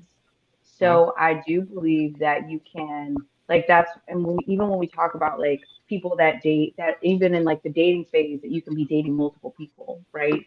I think that when you might fall in love with a certain aspect or a certain characteristic or a certain way that a person provides for you, right? Let's say on this end, and in the way that they lead and the way that they, do certain things, right? On this end, you are in love with that part of that person.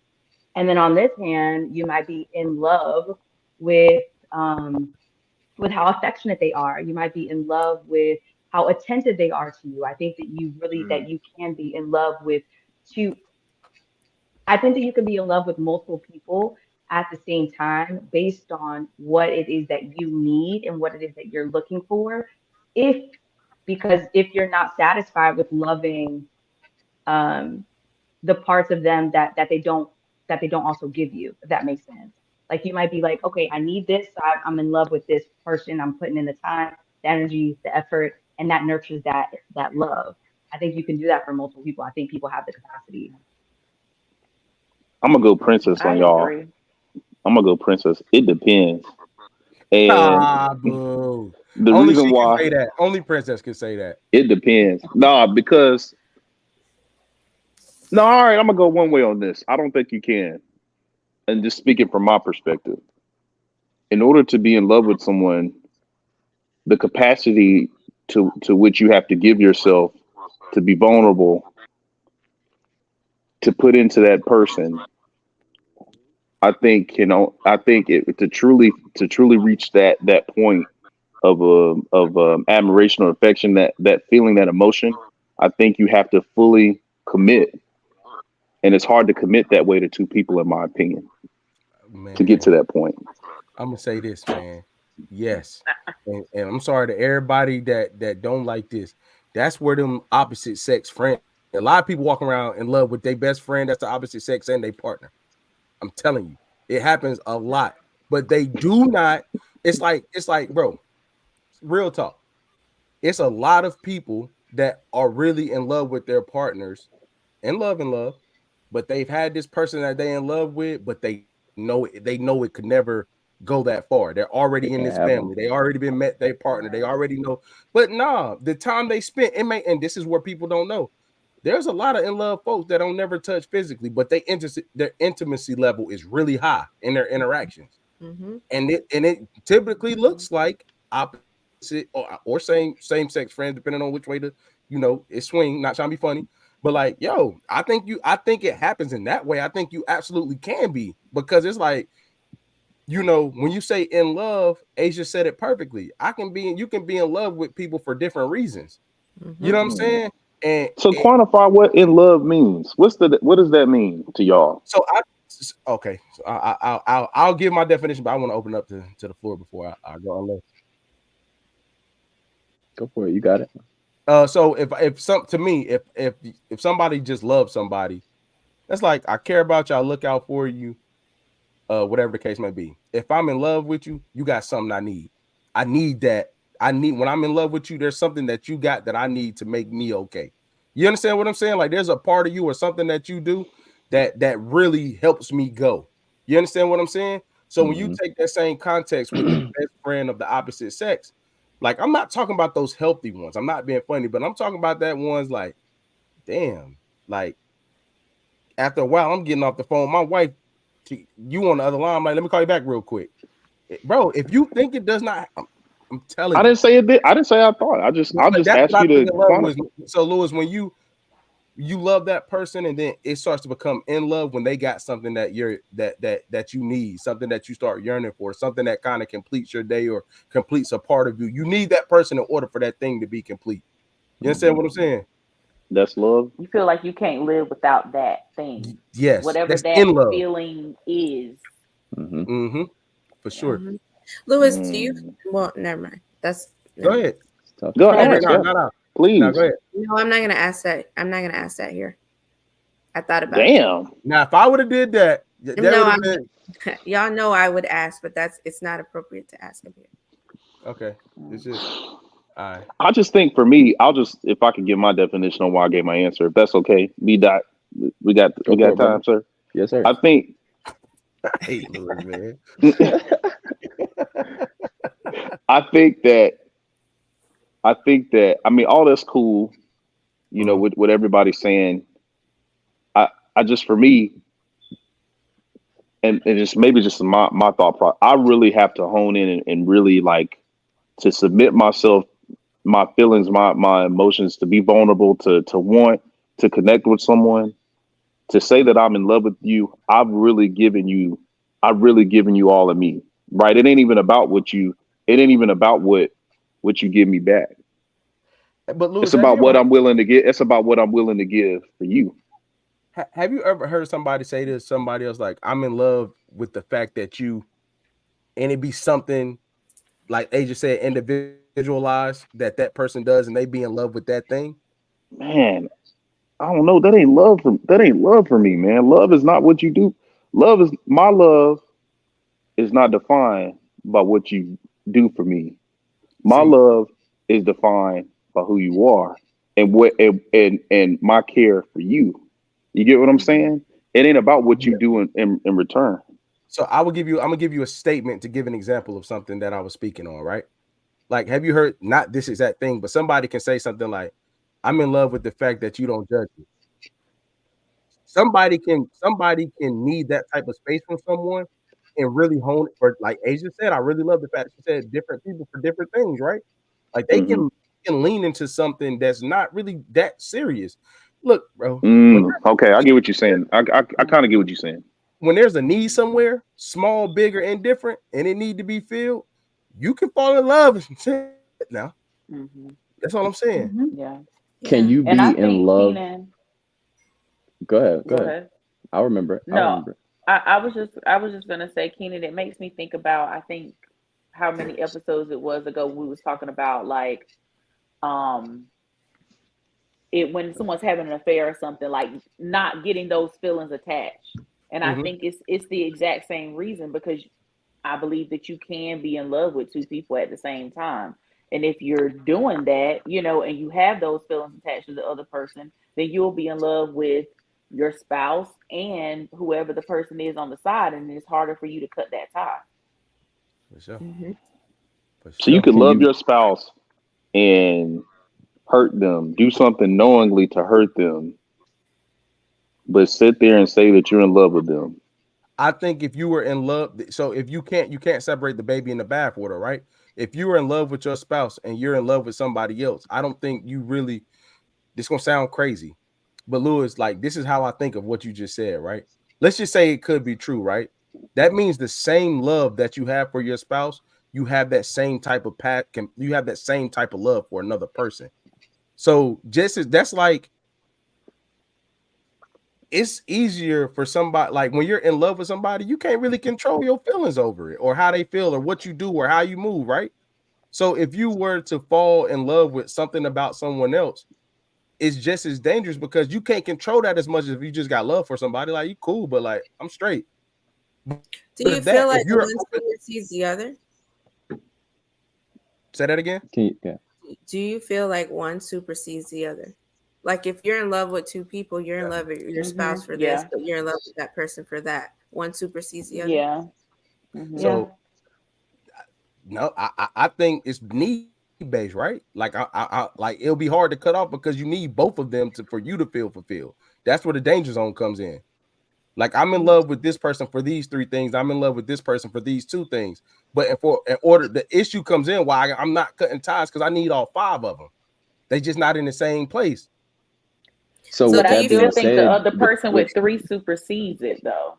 Oh, my bad. Sorry, so, I mean, if you gotta make a choice, yeah, but like, if you want to feel whole, you need all 5. But I get what you're saying, though. My bad, I missed that part. Can you be in love with someone on a friendship level? Like, it's not sexual, it's not none of that. Like, but they're giving you a couple things that you need, like you just said. I don't know. Isn't that like what you said, all of y'all have said basically that. Like to your best friend, to the best friend? I think that's the same thing. If y'all have never been intimate or whatever, but you said that. But all of y'all have said that. Some people are in love with their best friend. In my scenario, the best friend is a cover-up. Y'all really want to be in a relationship, but y'all got to stay with best friend because of the circumstance. Not being fun. I'm not being... yo, if we sit I don't agree with that. But that one's brown sugar. That's the brown sugar plot right there. I don't agree with the way you said that. Okay. They want to be together. Like, that's not always the case. Mhm. Like both of them want to be together, but they can't because of whatever. Maybe one party, but like to say that they want to be together, I don't agree with that completely. Okay. But all of y'all have said that, you know, you're getting something over here, you're getting something over here. If I'm in a relationship and my wife is giving me everything or giving me the things that I need, but in my friendship over here, they're giving me these other things that fulfill me as well. Am I doing something wrong? If you're in love with that motherfucker, hell yeah. But I mean, I feel like we're taking in love and adding like you know, making it sexual or making it like I'm disrespecting my relationship. If I think it's this, when you the friendship thing, I think this is when it crosses over to the danger zone. You feel me? Bro, I feel like when that thing you're getting is a need that you can't get from your wife, and you're only going here to get that. That's when it's like, am I wrong? Yeah, like because in reality, to Brittany's point about superseding, like, shouldn't I be able to go get all those things from my partner? Like, why do I got to go over here to get that from her? I should be able to go home and get everything I need. So if I'm getting things at home and then I go over here to get this thing, and this is the only place I'm getting it, hell yeah, you wrong. Man, I disagree, man. I really disagree with that, because when you love somebody, you're in love with someone, you accept them for who they are. And if they don't have some things about them that you necessarily care about, you love them enough to overcome that. And you wouldn't seek it anywhere else, in my opinion. I can't see myself saying I'm in love with someone. I've accepted them for who they are and I love them because of who they are. Just because they don't give me something that I know I can get elsewhere, I go elsewhere and get that. You know what I mean? Like, I love you. My love for you supersedes that thing that I'm missing. But is the thing that you're missing, is it because the other partner can't give it to you, or is it because you're missing it within yourself? Jay, I don't even know how to answer that question, but I don't know. Because I think a lot of people, like, when they're in relationships, they say, my partner's not giving me this, my partner's not giving me that. In actuality, it's like for example, they might say, I'm not being fulfilled sexually, right? And sometimes that might be true in some cases, right? But then on the other end, it's like, because you're in love with the other person and you're thinking about what's the visualization of being with that person, you ODing on porn, whatever the case may be. So you're not fulfilled, in that the person is actually fulfilling you, but not to that standard, because you're taking your mind to a whole different level. I understand that. Yeah, that's a good question. I don't know. That's a good question. I think, and I just want to say this real quick too. I think that even with thinking about being in love with two people, I agree with Lewis, and I would have that perspective if I was married. I'm not married, so for me, I'm thinking in the dating space, right? Like that, I think that looks very different than when you are married. I think once you make that commitment with the one person, because let's say even if you are in love with two people, right? I do think that when it comes time, unless you are in a polygamous type of situation, right? You then decide, okay, one is superseding the other. And from there, then that's what you're getting. But if you're talking about just in the dating space before you get to that place of commitment, then I do think that it's like, yeah, you can be in love with two people. But for me, I'm only getting married to one. And then I have to know that that's what I'm doing. That this one person has to then become all the things that for me, even if it's not this or that or that or this. And I think that for me, and I think even being like single, right, not married, I think that's one of the things that we think about. Like, I have the freedom, in my opinion, to be in love with two people and not feel guilty about it, as opposed to then saying, man, I made this lifelong commitment to this one person. Asia, I agree, but my initial example, and then I'm gonna shut up about this, is I don't think it's as cut and dry. Like, the friendship thing is like a cover up in a sense. Like, I don't think, somebody may not be knowledgeable about that feeling or that strong bond between them. It's not something that's like you're making a conscious decision to be in love with them, but I'm calling you my best friend. But like there are a lot of opposite sex friendships that are Mhm. fulfilling a need beyond friendship. And that gray area is what would be in question, I would say. I'll just leave it at Yeah. But I think so, and I'm listening to y'all, and I'm like this, right? And I'm understanding Lewis's perspective a lot more, right? Because I am in a married space now, Sure. and I was in 3-2 position before, right? Look, You how many? What'd you say?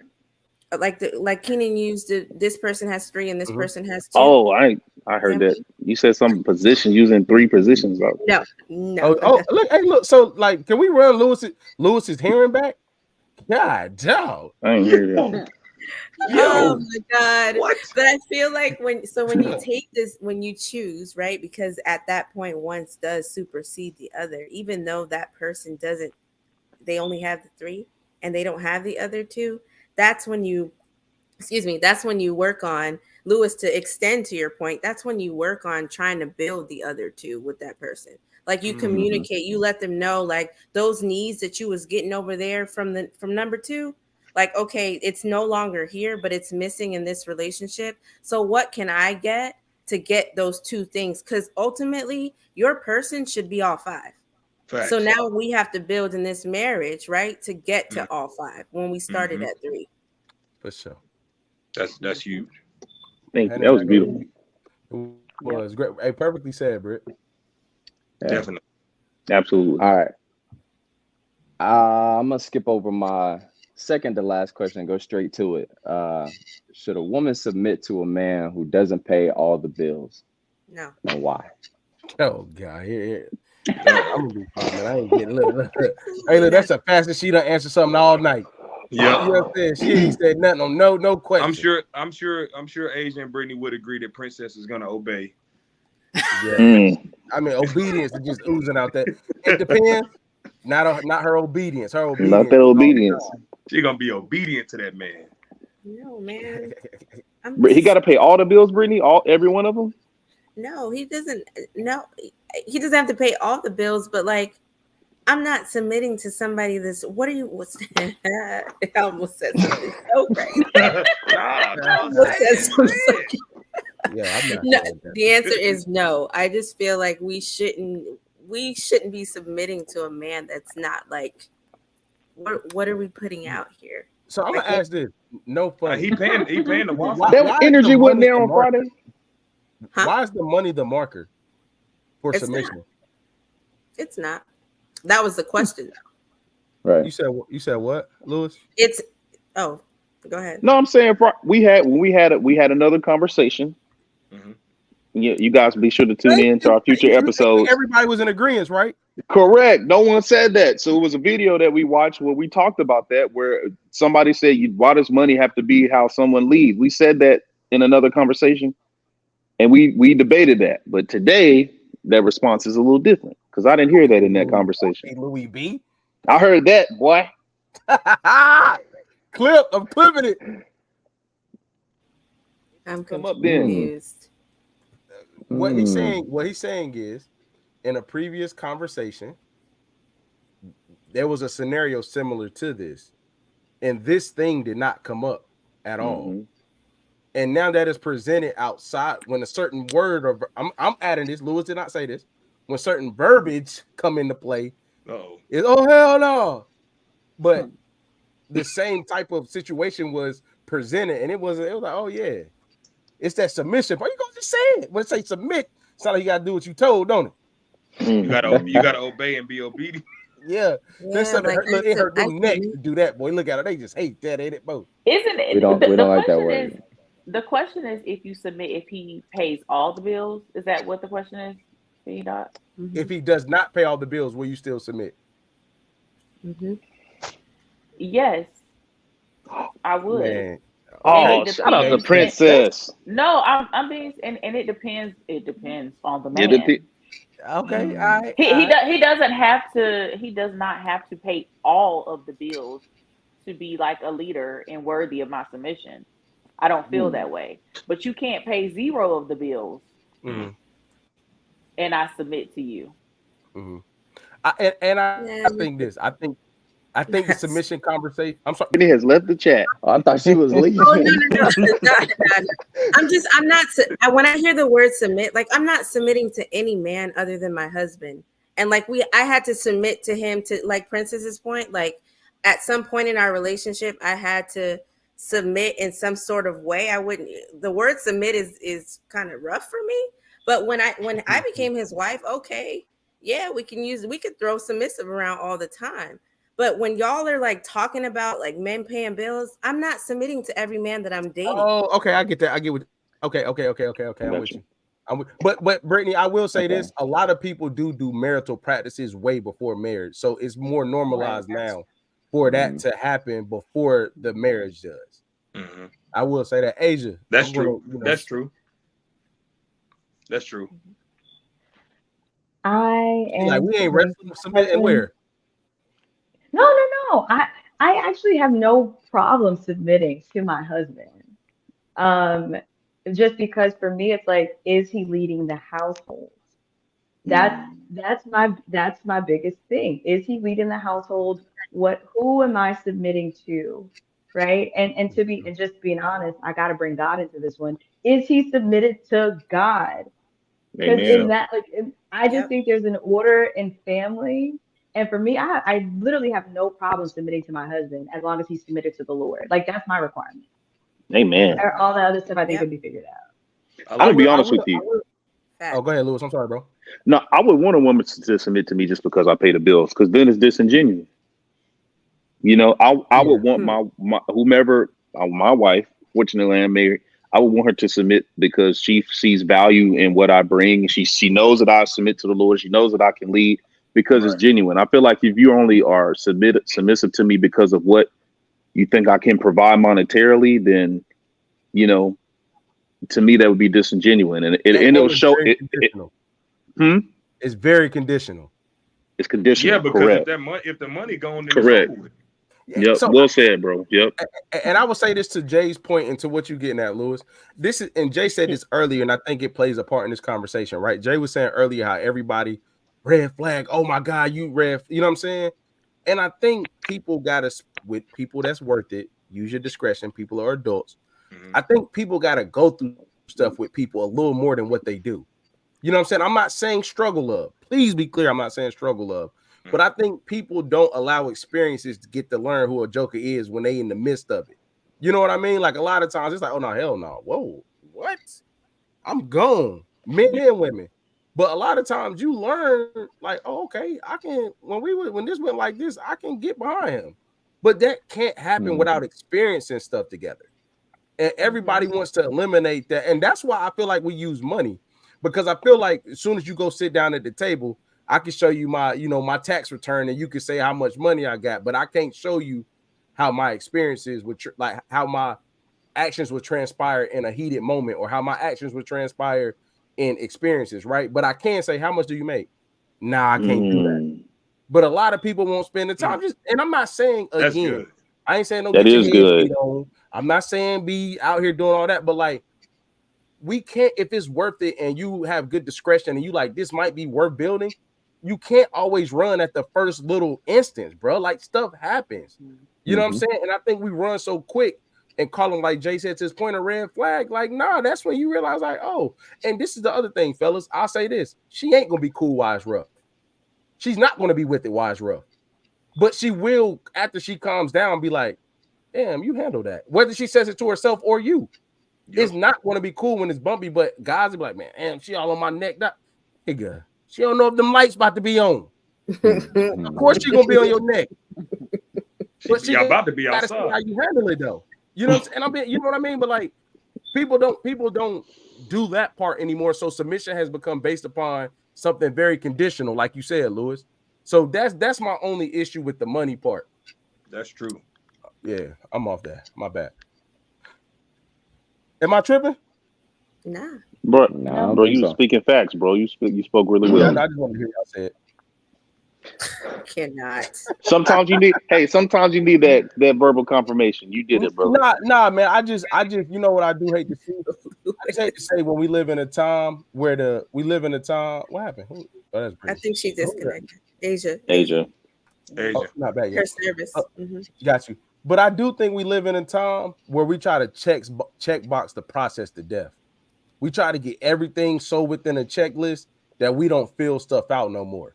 You know what I'm saying? Like everything has to go in a certain evaluation, and everything is not like that. That's why it's tougher now to really talk about hard shit. Like I use this from the podcast party, right?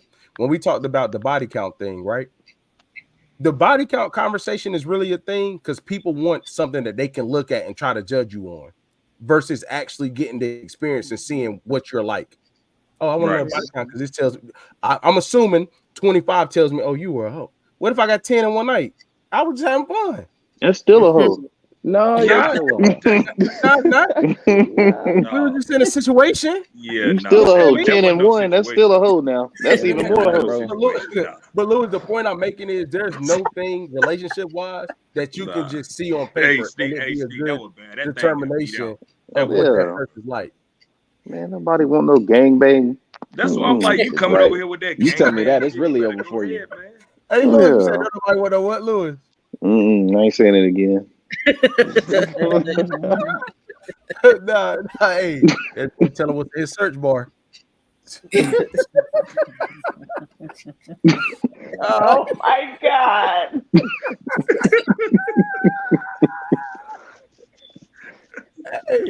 Hey, we gotta check his sites, man. Them joints, I ain't heard that in a long time. That's back.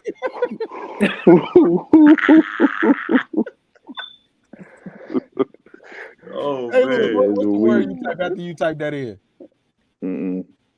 No, I don't do that.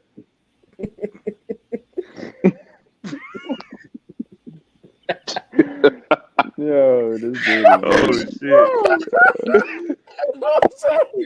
shit. Listen.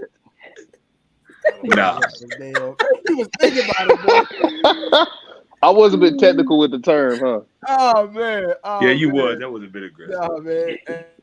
Was that our last one? That was the last question, man. That was the last one. All right. Hey, look, before I know we've been up for a minute. I just got one quick question, y'all, that we're going to get up out of here. I appreciate everybody's time, energy. Salute to everybody that's been tapping in with us tonight. I'm going to leave it here. I got this shout out to Small Talk. Because I got this or that vibe from them. You know what I'm saying? But I got a good this or that question that I want to know y'all opinion on, and we're gonna do this and we're gonna close it out. This to the full group. It's similar to the text message or what was it? Text thread or what was it, Brittany? Photos. Picture roll. Photos. Your camera roll. Would you rather know all your thoughts your partner all the thoughts your partner have about you, or they know all the thoughts you have about them? Oh. Hey, salute the Small Talk, man. I'm in my this or that bag, man. Oh, so I'm gonna ask it again. Would you rather your partner know all the thoughts you have about them, or you know all the thoughts they have about you? I'd rather know all the thoughts that they have about me. Yep. Asia, did you hear the question? I think she's frozen again. Okay. Yeah. So, B-Dot, you said you'd rather know what they think about you? Yeah, man. You're like, there's stuff that goes on in my head. Nobody should know everything. The boy's sick. I mean, but I think it would be beneficial for me being a person who likes to know information, good, bad, or indifferent. That's the niggas. I think it would be better for me for her, because if I know the stuff that she won't say, I feel like now, because that'll never happen, but I feel like it would help me and us in the long run. So B-Dot, just scenario. Here you go. Oh God. Okay. Man, you think you doing your thing, and you can hear her thought. She like, this shit. Like, hey, that means I got to work on something, bro. Yeah, she like, Dad, I can't even feel it. Like, what you gonna do then? Keenan, you be going too far, dog. Hey, you Hey, really? Dude, nah, because Come if on. it's that, it's over for you. I mean, I I can't done got a feel it. ring Come on, now. man. Hey, Yeah, bro, you be going you too waited too far, long. man. Ain't nothing you can do in that Louis, moment. bro, Shit. It's over, right? Ain't nothing I can do at that What point. you gonna give her some hip?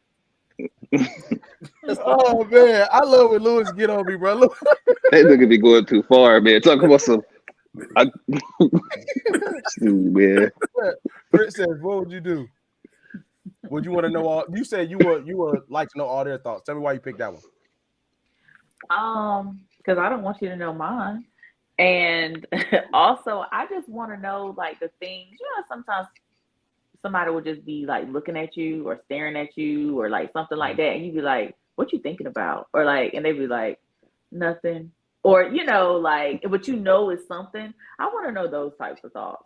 I probably Whether it's don't good or really bad. want to know them, but I would prefer to know them versus you knowing mine. Is that because they're negative or because you would be fully exposed? Like they would just because they would know everything or because they get negative sometimes? I'm not being funny. I'm asking. Both of y'all. Yeah, actually. they get negative sometimes. I mean, everybody has negative thoughts. Oh, yeah, Nobody's yeah. walking around with positive thoughts all day. So, yeah, I just think because I'll be exposed. Gotcha. Louis, what about you, bro? My answer is going to be very personal, but I would rather my wife know my thoughts. So let me ask you this, bro. I don't mean to get deep. Do you say that because you don't express yourself often, or do you feel like it would give her insight? Okay, so I say it because I do, and I think sometimes she thinks that I'm disingenuous, but I legitimately mean what I say. Okay, respect. Brittany, I think I'd rather know. I think I'd rather him know my thoughts too. And it's not because I don't express myself, but it's very much because I just feel like I don't want to know. I'm always a person that rather not know. Like I rather not know, especially when it comes to the negative things. But I rather him know what I'm thinking, so then he can process those things and kind of figure out how we can move forward if it's anything negative. for sure. What about you, Jay? Jay, did you hear the question? No funny. No, I didn't. So the question is, would you rather? It's a no. Would you rather? No. What did he say? He said it's a no. It wasn't even a yes or no question. Would you rather your partner know all of your thoughts or you know all of theirs?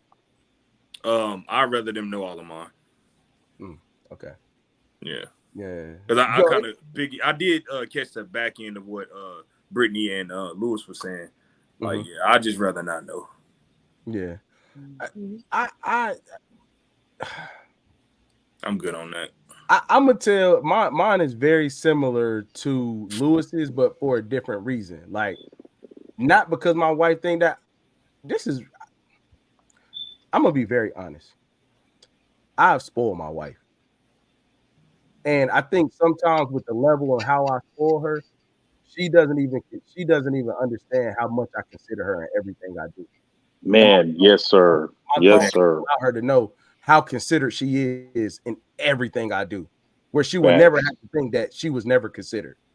Even when she didn't feel that way, I'm like, because you can't really tell somebody how you consider them. That's true.